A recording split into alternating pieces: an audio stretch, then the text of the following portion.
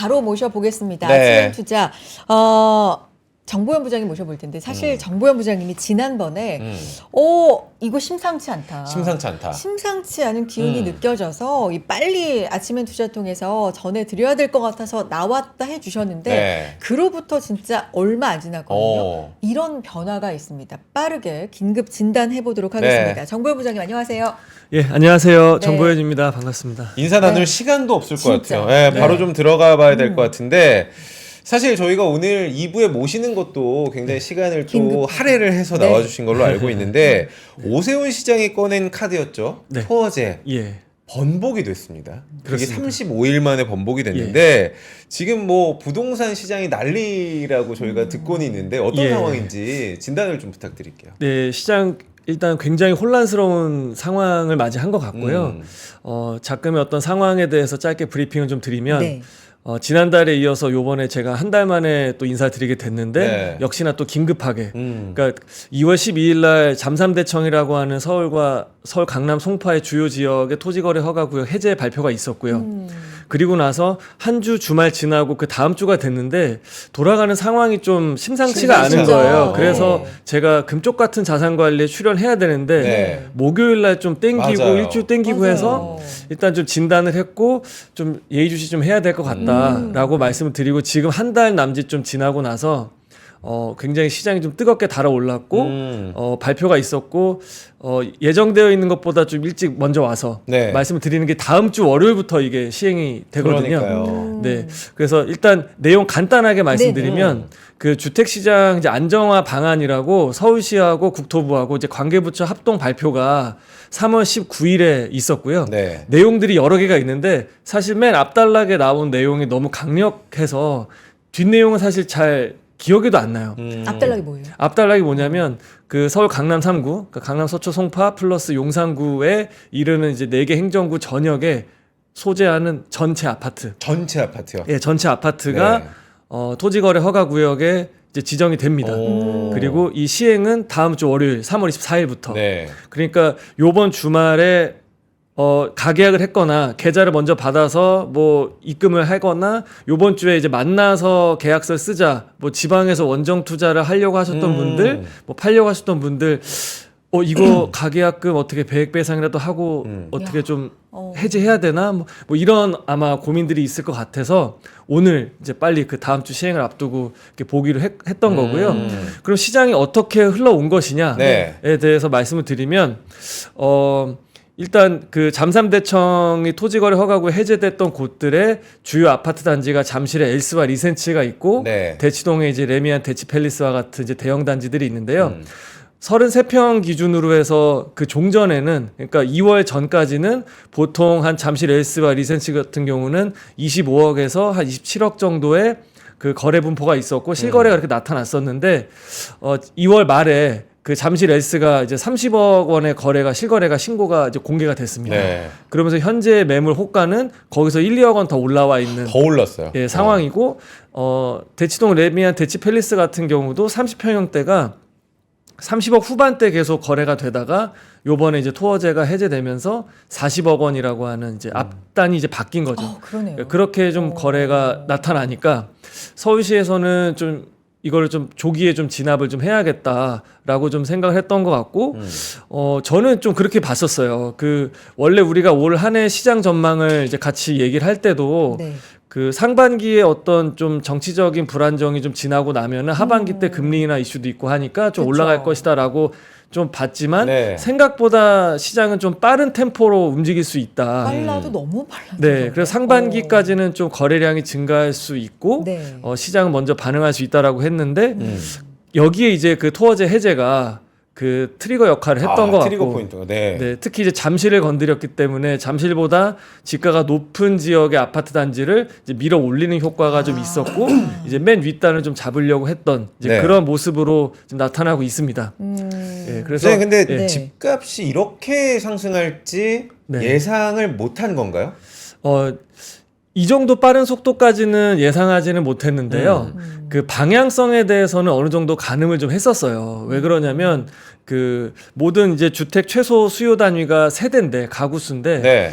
지금 이제 한 주택, 그러니까 똘똘한 한 채 중심으로 이제 고착화되어 있던 분위기에서 사람들이 원하는 지역의 물량, 입주 물량은 내년은 이제 여기서 올해에서 반토막이 또 나고 내후년은 더 안 좋거든요. 물량이. 네, 물량은. 네. 그 사람들은 이제 소득이 조금씩 늘어나고 상위 같은 경우에는 그 이분들이 이제 구매력을 갖춰서 이동하고자 하는 상행 이동하고자 하는 지역들은 지극히 한정적인데 네. 공급은 늘어나지 않으니까 이거는 좀 시간의 문제고 여기서 거시경제 요건이 물론 경기는 안 좋지만 집을 구매함과 있어서 가장 직접적인 연결고리가 되는 대출이 그 계속 이제 세 차례 기준금리 인하를 했고 네. 이제 시장금리가 낮아지고 있으니까 집 사기가 좀 좋아졌잖아요. 그러니까 이렇기 때문에 약간 이제 하방보다는 상방 쪽으로 가지 않겠느냐. 그러면서 양극화가 일단은 벌어지고 네. 그 이후에 이제 정책 여건에 따라서 갭 메우기 시장이 될 건지 양극화가 더 벌어질 건지 이렇게 좀 얘기를 좀 했었는데 생각보다 좀 빨리 왔고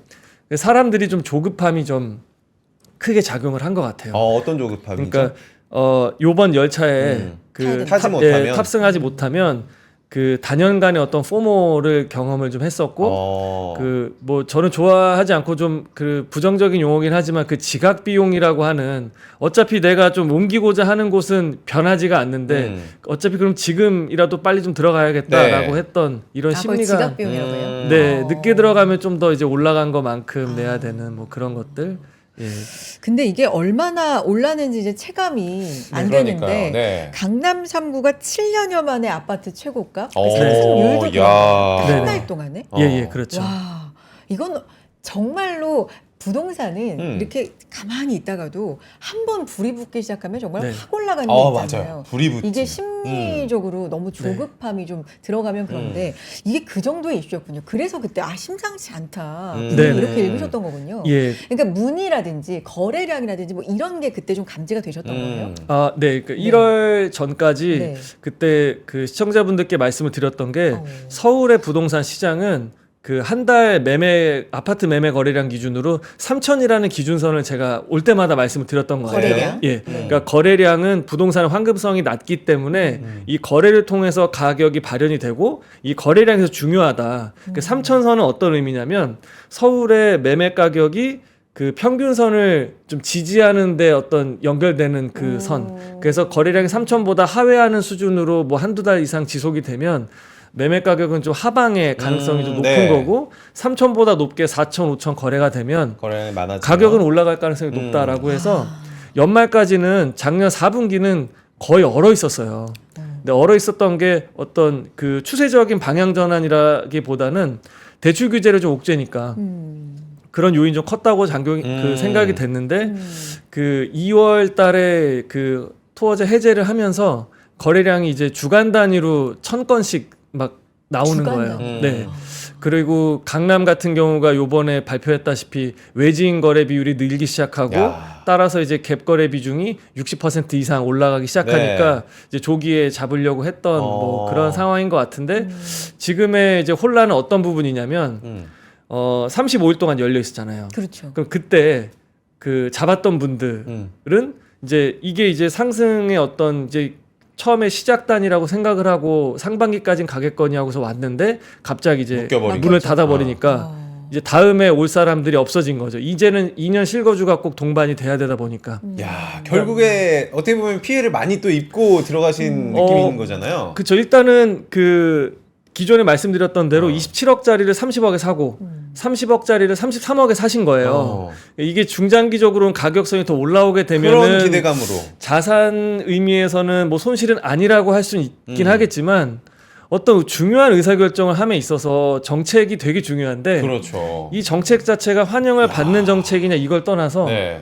예측이 좀 불가능해졌다. 그러니까 이제 정책에 대한 신뢰도 문제가 이게 좀 생길 중요한 것 수 같아요. 있는 거죠. 네. 35일 만에 번복은 그렇죠. 아니 정말 마트에서 깜짝 세일하는 것도 아니고 뭐 네. 물건 동났다고 그만할게요 느낌이 아니라 이건 정말 기대감으로 상반기 뭐 그렇죠. 이런 식으로 좀 길게 네. 보고 들어가시는 분들이 많은데 특히나 내 집 마련하시는 분들 아니겠습니까? 이래서 지금 부동산이 많이 흔들리는 것 같은데 늘 제가 기억하기로는 우리 정보현 부장님과 한 달에 한 번, 뭐 2주에 한 번씩 뵐 때도 사실 부동산 가격은 주식시장처럼 그렇게 크게 왔다 갔다 하진 네. 않는다라는 이야기를 했는데 지금 한국 부동산원 집값 동향이 발표가 됐잖아요. 네.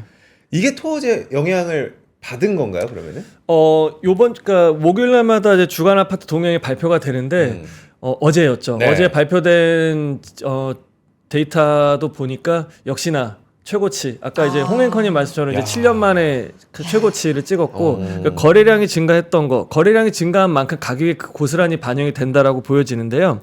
오늘은 제가 급히 나오느라고 장표를 준비 못했는데 네. 간단하게 말씀드리면 전국이 이제 0.25% 올랐고 이 중에서 강남이 무려 0.83%예요. 주간 단위로 1년에 52주 있잖아요. 네. 그러니까 거의 한 0.8% 오른 거에다가 뭐 52를 곱하면 곱해보면. 연간 연환산 상승률이 오. 제가 오늘 좀 마음이 급하네요. 네. 예, 송파 같은 경우도 0.79%, 서초 0.69%. 그러니까 이 강남 3개구가 작년 여름이 지난 고점이었잖아요. 7월 정도가. 그때 이후로 이제 가장 가파른 상승폭을 나타내 줬고요. 나머지 이쪽을 이제 제외한 나머지 전국은 마이너스. 네. 예, 마이너스를 기록하고 있습니다. 야. 매매 가격은. 아. 그러니까 서울 수도권과 다른 지역 간의 양극화가 계속 좀 가팔라지고 있는 이제 그런 수준이고요. 전세 가격은 뭐 전국이 다 비슷하게 좀 올라오긴 했는데 역시나 서울과 수도권의 전세 가격도 상승폭이 더 크게 나타난 이제 이런 지금 현재 모습입니다. 전세까지도. 네. 그러면 이제 잠삼대청이었는데 이제 네. 이게 용산까지 그렇죠. 네. 들어간 거고 이게 토어제를 이제 1년마다 네. 재지정 뭐 이렇게 네. 되는 건데 이게 6개월로 6개월. 바뀌었다면서요. 네. 요건 네. 어떤 의미가 있는 거예요? 그러니까 지금 나타나는 상승률도 좀 이례적이라고 할 수 있겠지만 네. 정부의 어떤 이런 대응도 좀 이례적이다라고 그래요. 좀 판단이 되는 게 말씀 주신 것처럼 보통 그 최대 한 5년 정도까지를 두고 보통 1년 단위로 발표를 하고 연장 여부를 이제 평가를 하는데 6개월이라는 좀 생소한 기간이 묶인 거예요. 네. 그래서 요번에 대책 발표를 할 때도 기자분들의 질문이 있었고, 그러니까 일반적이지가 않은데 6개월이라고 딱 특정한 이유는 왜 무엇일까? 그러냐? 네. 근데 뭐 오세훈 서울시장에 대한 답변은 다각도로 검토했을 때 가장 합리적인 그 이제 조정 기간이다라고 생각을 해서 이렇게 발표했다라고 하더라고요. 그러니까 다른 어떤 이제 일각에서 있는 뭐 정무적인 어떤 이제 판단에 있는 배경이 있는 거 아니냐라는 생각들도 뭐 공감대는 있긴 한 것 같아요. 근데 일단은 뭐 급한 불을 좀 꺼야 되는데 네. 요번에 이제 그 4개 행정구 자체가 서울시에서 차지하는 공간적인 면적만 보더라도 4분의 1이 넘어요. 이야. 아, 4개 행정구가. 네, 4개 행정구 전체 면적 한 27% 정도 되고 아파트 단지만 해도 2,200여 단지가 되고요. 가구 수만 해도 40만 가구가 넘어요. 그러니까 이 광범위한 어떤 광역권에 묶는 거기 때문에 일단 좀 방망이를 짧게 잡은 것이 아니냐. 네. 일단 이렇게 좀 현실적으로 좀 보고는 있습니다. 그러면 부장님 요 4개구는 지금 네. 말씀하신 부분은 조정 대상인가요? 어, 거기다가 네. 투기 네네. 과열? 뭐 그러니까 조정 여러 개가. 대상, 네. 예, 조정 대상 지역과 네. 투기 과열 지구 여기 이제 투기 지역이라고 네. 하는 이제 규제 지역은 크게 보면 이렇게 3가지 분류가 네. 있는데 이 중에 투기 지역만 제외하고 조정 지역, 투기 과열 지구로 이미 다 묶여 있고요. 근데 여기다가 토어 여기다가 이제 플러스 아. 실거주 2년을 해야지만 살 수 있는 토지거래 허가 구역까지 아. 플러스가 된 거예요. 그러니까 네. 삼중 규제네요. 그렇죠. 아. 그러니까 이 지역은 이제 내가 실제로 거주를 바로 할 거 아니면은 못 사게 되는 거죠. 그러니까 매도 물량도 굉장히 줄을 거고요. 일단 거래량 급감은 피할 수는 없을 것 같아요. 피할 수는 없을 것 같고. 예.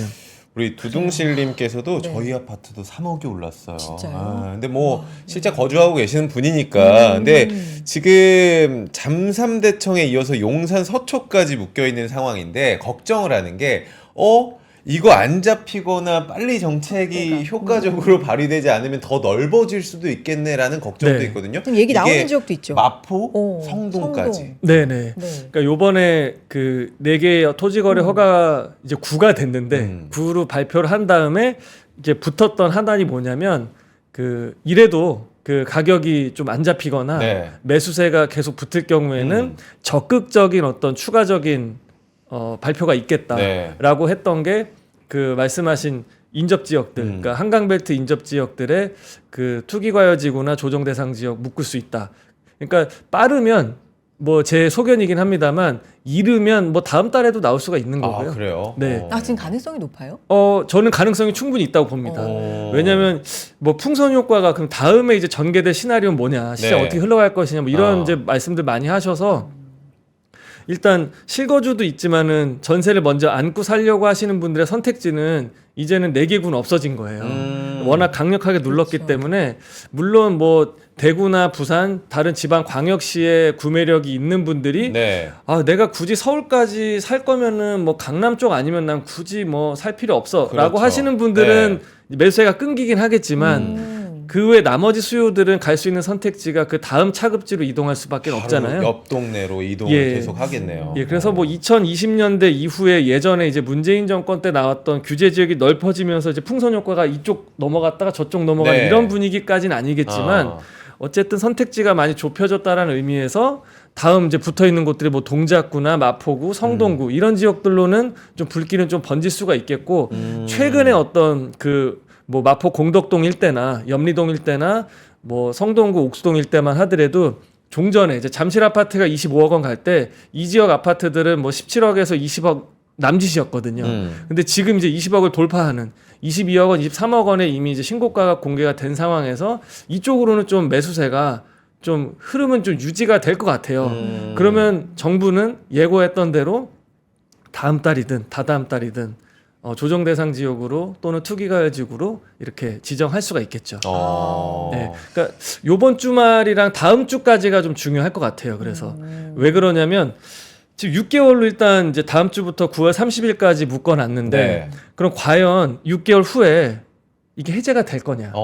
그러면 이제 살려고 한 수요들이 과연 기다릴 거냐? 네. 아니면은 말씀드린 대로 마포나 성동으로 이제 대체 선택을 할 것이냐?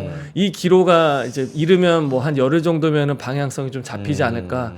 근데 시장에서는 요번에도 5년 남짓 해제를 한 거잖아요. 네. 그리고 이게 집값이 잡히는 모습이 나와야지만 해제할 명분이 있잖아요. 올라가는데 해제를 할 수는 없잖아요. 그렇죠. 예.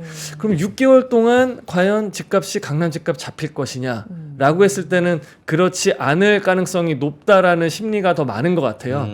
그럼 6개월이 지나서 또 연장이 될 수도 있고 그럴 바에는 규제 지역으로 묶여서 다른 뭐 의무 조항이나 불편함이 따라오기 전에 지금 마포나 성동은 규제가 전혀 없는 네. 청정 지역이잖아요. 그럴 때 그냥 좀 잡아둬야겠다. 뭐 이런 심리가 아마 요번 주부터 다음 주 정도까지 2주 동안 엄청나게 이제 현장에 있다가 한 보름 정도 지나면은 방향은 좀 가늠되지 않을까 싶습니다. 저는 개인적으로 네. 이 6개월이 좀 크게 의미가 없다고 생각하는 그래요? 이유가 이 부동산 정책은 또 우리나라의 정치적인 불확실성과 같이 간다라고 생각을 하거든요. 아직 우리나라의 이 정치적인 불안정이 해소가 되지 않은 상황이고 혹여 어떤 뭐 결과로서도 바뀔 수 있는 상황이 굉장히 많기 때문에 6개월은 임시방편이고 6개월. 그 후가 알아서 좀 해줘라 약간 이런 느낌일 수도 있을 것 같다는 생각이 들어서 피해자가 좀 나오면 안 될 거라는 생각이 있는데 아니 근데 규제 얘기를 우리가 네. 이제 하고 있으니까 네. 규제에 항상 양면이 있잖아요. 네. 이게 왜냐면 지금처럼 보듯이 눌렀는데 네. 억지로 이렇게 누르니까 옆으로. 한 번 풀어주면 오. 팡 네. 완전히 그렇죠. 한꺼번에 튀는 네. 게 이제 우리가 항상 규제에 대해서 조금 네. 부작용으로 걱정하는 부분인데 이거를 튄다고 또 눌렀단 말이죠. 네. 언제 풀릴지 모르는데 그럼 무섭다. 더 크게 오. 올라가는. 그러니까 이게 항상 그러면 어떤 해결책이 필요하지가 네. 언제나 고민이잖아요. 예, 그 상당히 어렵죠. 이게 그 뭐 사회과학이기도 하고 인문학이기도 하고 사람이 이제 먹고 사는 문제다 보니까 하나의 어떤 정책만 가지고 이게 해법이 되지는 않을 거예요. 여러 가지가 이제 복합적으로 맞물려야 될 텐데 규제는 그래서 어려운 것 같습니다. 규제는 굉장히 어려운 것 같고 일단 눌러놨는데 네. 그러면은 이제 가격은 뭐 잡힌 것처럼 보이겠지만 공급 감소로 이어질 거예요. 시장이 왜곡되면서 공급이 감소되면 결국에는 가격은 또 올라가는 뭐 이런 거다 보니까 뭐 궁극적인 대책 마련이 쉬워 보이진 않는데 저는 일단 현재 어떤 똘똘한 한 채 중심에서 좀 벗어나야 될 것 같아요. 그러니까 원래 부동산은 필수 재화이면서 투자 재화잖아요. 네. 그러니까 실거주와 투자가 이게 나뉘어야 되는데 이게 합쳐지다 보니까 실수요지만 이게 투자의 옷을 입고 있는 거거든요. 이걸 좀 나눠야 될 필요가 있을 것 같아서 최근에 뭐 얘기가 나오고 있는 뭐 다주택자에 대한 뭐 종부세 뭐 이런 폐지 방안도 그렇고 지방의 미분양 지역에 대한 세제 뭐 혜택 주는 것도 그렇고 이걸 여당에서 지금 얘기를 하고 네. 있는 거죠. 네. 그래서 뭐 어떻게 이게 흘러갈지는 뭐 이제 지켜봐야겠습니다만 좀 이런 좀 푸는 쪽으로 가고 공급도 좀 많이 이루어져야겠죠. 네. 그러면서 이게 좀 밸런스를 맞춰야 될 것 같은데 지금처럼 또 눌러놓은 상태에서 다른 후속적인 조치가 따라오지 않으면 저는 우려되는 지점이 5년 만에 해제했을 때 이렇게 확 컸잖아요. 그러니까요. 그러니까 지금 이제 더 많은 범위를 눌러놨는데 네. 이게 해제됐을 때 그 뒤는 그럼 뒷감당이 될까? 그러니까. 저도 그게 그러니까 이건 좀 임시적이고 근본적인 해결책이 아니라는 점에서 다른 좀 고민들이 많이 좀 뒤따라와야 될 것 같습니다. 네. 근데 여기서 저는 또 걱정이 되는 부분이 실제 이제 매매는 좀 힘들지만 전월세 부담이 또 어떻게 될까라는 네. 게 걱정이 돼요. 왜냐하면 대출 규제가 더 심해질 거기 때문에 전월세 시장은 어떻게 움직일까요? 네, 요번에 발표 나왔던 것 중에 그 전월세 전세 대출에 대한 보증 한도를 좀 축소되는 시점을 7월에서 5월로 땡기겠다라는 게 크게 있어서 요것도 좀 불안했는데 요번에 토어제가 이제 넓게 지정이 되면서 그러면 실거주를 해야 되잖아요. 그럼 주인들이 들어가야 되는 거예요. 네. 그러면 전월세로 나올 수 있을 법한 매물이 쭉 감소를 할 겁니다. 그 지역에 대해서는. 그럼 이게 매물이 감소하기 때문에 전월세 가격은 아마 상방의 압력이 크게 작용할 가능성이 좀 높을 것 같아요. 저는 이게 우려가 되는 부분입니다. 그럼 전월세가 다시 매매를 밀어올릴 수도 있는 거잖아요. 그렇죠. 야, 이거 매매를 악순환이다. 밀어올 수 있죠. 그렇죠. 그러니까 이게 그 예전에 왜 프랑스에서 우유값이 오르니까 우유값 낮춰 하니까 결국에는 그 우유를 이제 소한테 안 짜고 해서 우유 자체가 공급이 없어지니까 우유를 귀하려면 엄청 이제 비싼 값을 지불해야 되는 네. 이제 이런 이제 비슷한 논리가 되는 거죠. 그러니까 특히나 이제 우리나라 같은 경우는 임대차 시장에서 전세가 차지하는 비중이 높기 때문에 다른 나라처럼 월세나 렌트 중심이 아니라서 더 어려운 함수를 갖고 있는 것 같아요. 네. 오늘 이제 긴급 진단으로 나와 주셨으니까 네. 사실 우리가 이제 중장기적인 얘기도 물론 너무 중요한데 네. 여기 이제 다음 주 시행 네. 말씀해 주셨으니까 네. 서두에 요 주말 동안에 의사결정을 해야 되는 분들이 있을 수도 있다 말씀해 주셨잖아요. 네네네. 어떤 케이스가 있을 수도 있고 네네. 방향 좀 어떻게 보고 계세요? 네, 말씀을 좀 드릴게요. 그러니까 어차피 나는 네. 그 실거주를 할 여건이 안 돼요. 내 생활권은 외지고 이쪽에 바로 들어올 게 아닌 분들은 토지거래 허가구역 해제가 이제 다시 재지정됨으로 인해서 다른 외지 수요가 못 들어오고 내가 이 호가를 다 지불하고 좀 비싸게 주는 한이 있더라도 일단은 먼저 좀 사놔야겠다. 그리고 장기 보유해야겠다라고 하시는 분들은 뭐 그대로 그냥 지금 뭐 잠실 같은 경우는 2, 3억 다시 호가가 좀 낮아지기도 하고 네. 금매가 나오기도 했는데 그럼에도 불구하고 좀 사야 되는 분들은 있을 것 같아요. 그러니까 본인의 상황에 따라 좀 다를 수 있는 거죠. 근데 그게 아니라 대부분의 경우처럼 일단 상승세에 좀 올라타려고 해서 지금 이제 노크를 하셨던 분들은 급할 이유는 없어지는 건 거죠.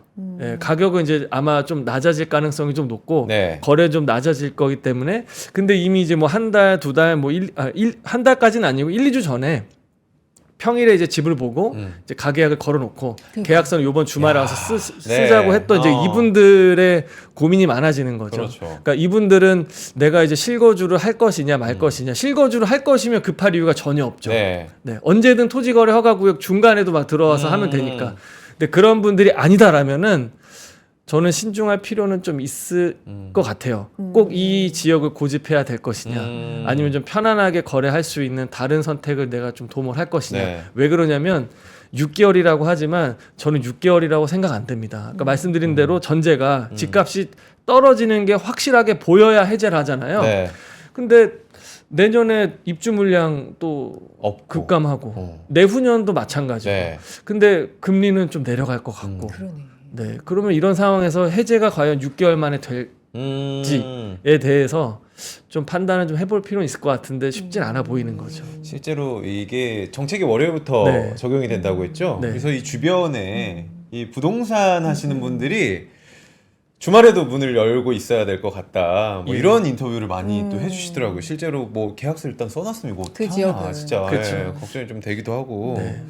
이게 네. 배액 배상이 문제라서 가계약을 건 거를 일단 날릴 거냐 네. 뭐 이런 부분들이 있는 거죠. 이게 뭐 다 집값이 워낙 높아서 한두 푼이 아닐 텐데 예, 그런 이게 계약금 무슨 자체가 일이에요, 참. 그러니까 네. 아이고 뭐 저는 그쪽에 집 뭐 저기 언저리도 없지만 걱정은 좀 됩니다. 실제로 여당에서 지방에 집 사면은 세제 혜택을 좀 네. 주겠다라는 지금 아이디어를 계속 던지고 있지 않습니까? 이게 네. 일단 서울 집값이 한번 흔들렸기 때문에 이 투자 포인트에서 계속 분산을 시키고자 하는 느낌이거든요. 네. 이게 지방으로 가기에는 저는 조금 부족할 수도 있다라고 생각이 드는데 어떻게 네. 생각하세요? 그러니까 서울과 지방은 이미 다른 시장으로 이원화시켜서 이미? 봐야 될 것 같고요. 그러니까 어. 서울에 온기가 왔기 때문에 지방이 좋아진다. 이 메커니즘은 아닙니다. 그러니까 지방은 지방대로 지금 저점을 지나고 있고 최악의 구간은 지났다라고 판단이 되는데 그게 서울이 올랐기 때문에 전이가 되는 이런 낙수 효과라고 생각되진 않고요. 지방은 그동안 이제 PF 부실부터 해가지고 금리 올라간 다음부터 지금 어려운 이제 미분양 해소를 털어내고 있는 이제 그런 과정이고요.